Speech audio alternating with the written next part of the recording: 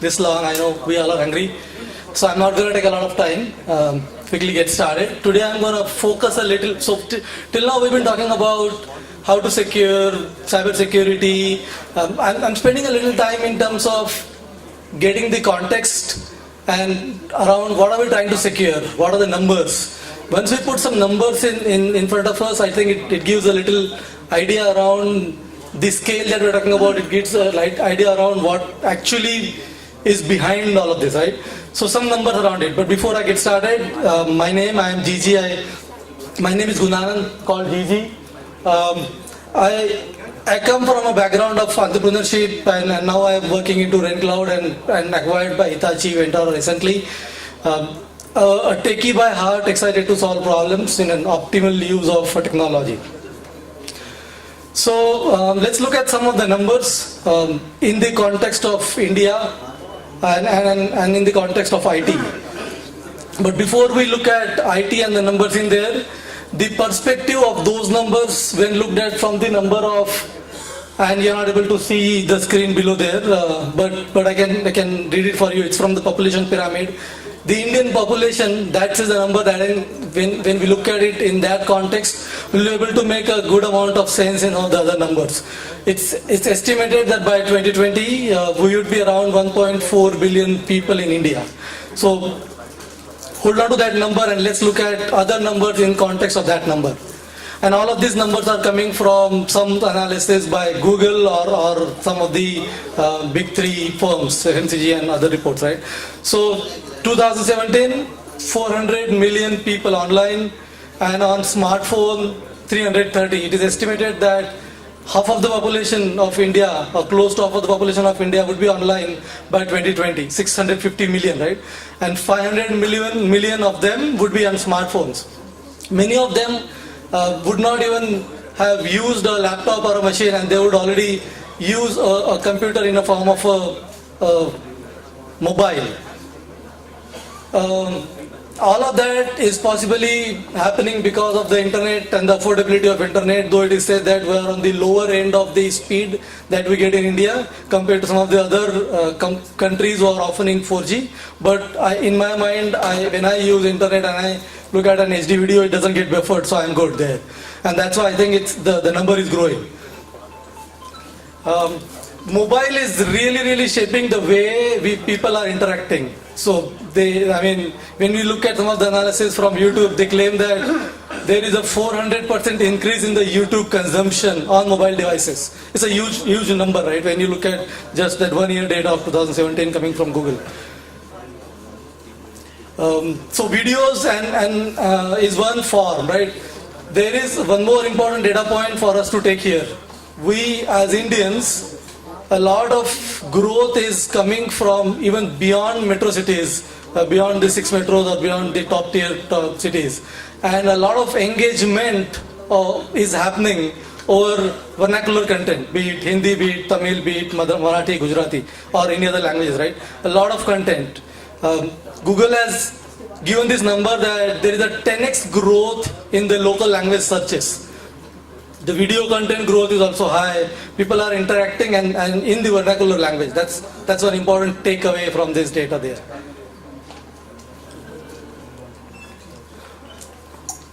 The way people are interacting for this vernacular content is people are using voice-based. I have seen a booth there where somebody has created a toy wherein I can talk to it and my kids can talk to it and it will talk back.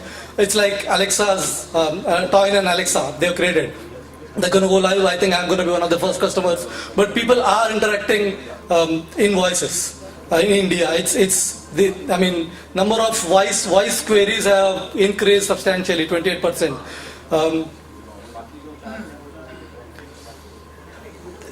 One more important number, and I'm bringing in education as an aspect there because it really plays with the scale that we're talking in India and the problems, some of the problems that we're talking in India in terms of the density of population and even the population growth there, right?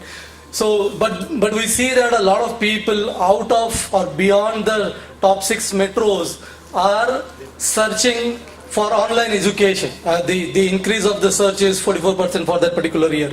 and some of the cities it is even beyond 44, like more than 100, right? So if you want to take some key takeaways from the data point, just remember India is interacting with world. Half of the India is online via mobile or some other means, and they are interacting in voice, they are interacting in videos, and they are interacting in vernacular content.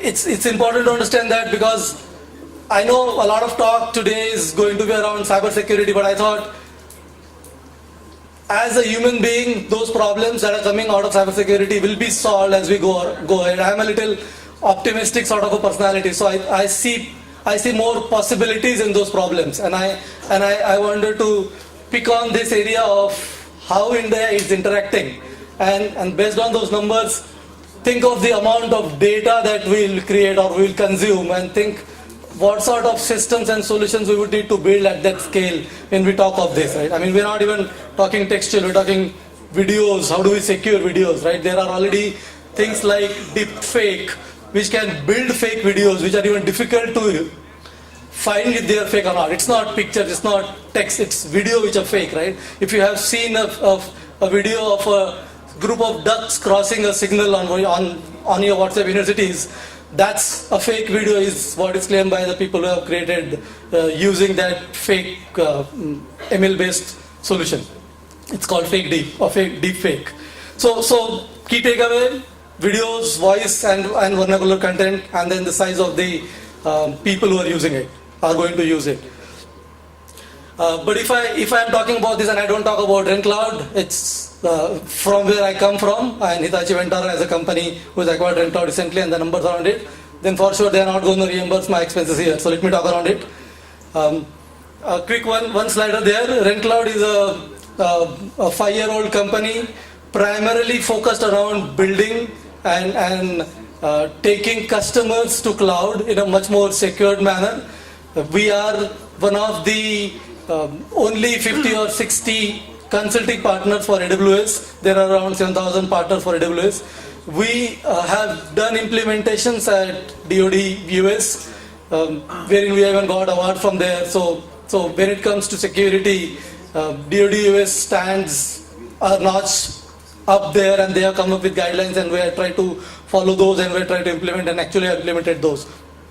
It's proud to say that DoD is our customer.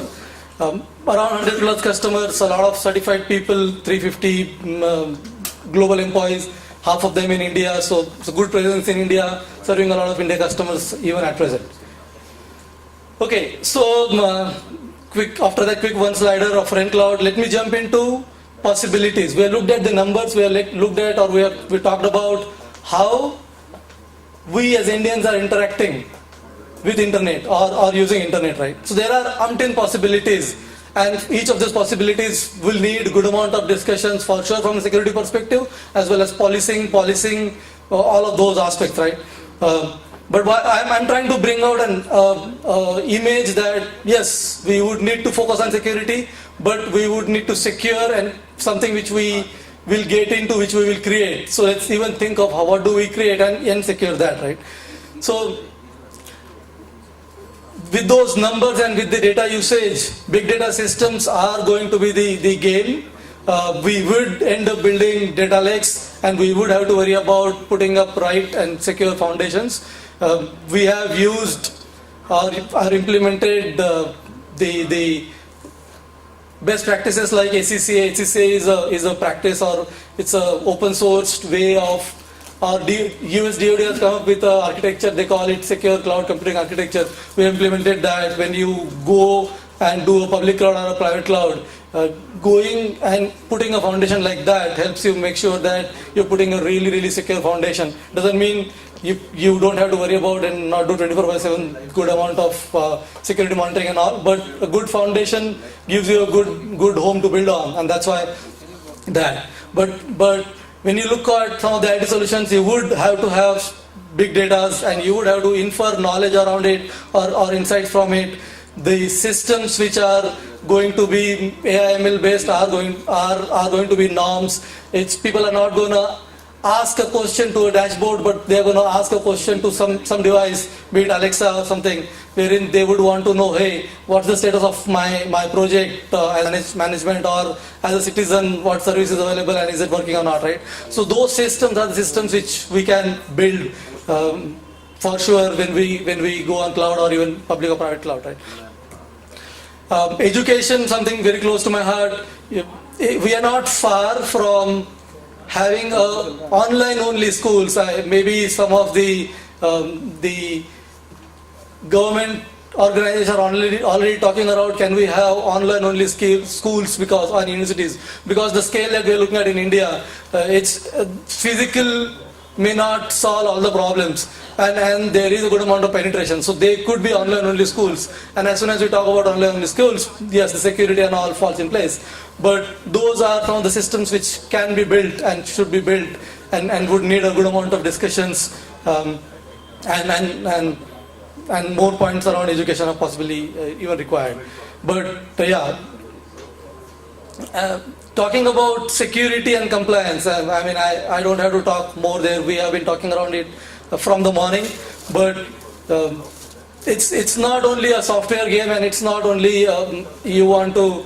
I mean, the hackers are not some bad actors wanting to make some money, bitcoins or even dollars, but they will be countries who would want to hack, and so physical boundaries are equally important, and that's where.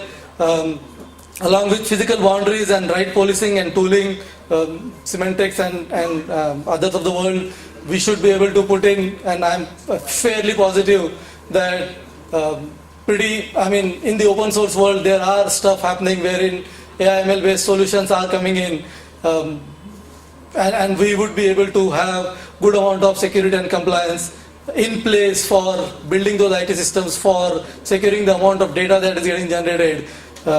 The way we are going ahead, so and putting up a secure foundations. So with that, I would come back to try and even talk about REAN core offerings. We as a company have a very critical focus on compliance and security, and we have advisory services around that. We help people modernize the applications, migrate the applications and workload, go to a cloud, so that you can get the benefits of cloud in terms of cost, in terms of security.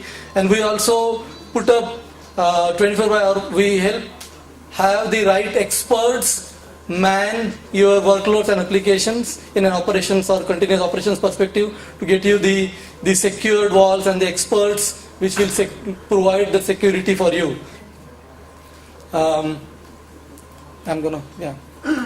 So yeah, some of the migration capabilities, then what we do is, when we come in and try and migrate, we do the analysis for as is, and then we do a good amount of analysis in terms of how it should be, actually get it migrated, and then get it monitored or get it continuously operated. This is what I was talking about when I was referring to SCCA.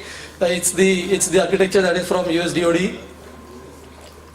So using some of the platform components that we have or we bring in when we do implementation. So we are an implementation services as well as monitoring and management services company. We have a click button deployments for these foundations, which will put a very strong secure foundation for you to go and use and build applications and build solutions around it. For sure we are also into modernization and big data capabilities. We have helped people set up big data, secure data lakes, and created some machine learning, data science around it, because what is the use of the data if you are not having value or if you are not deriving value out of it?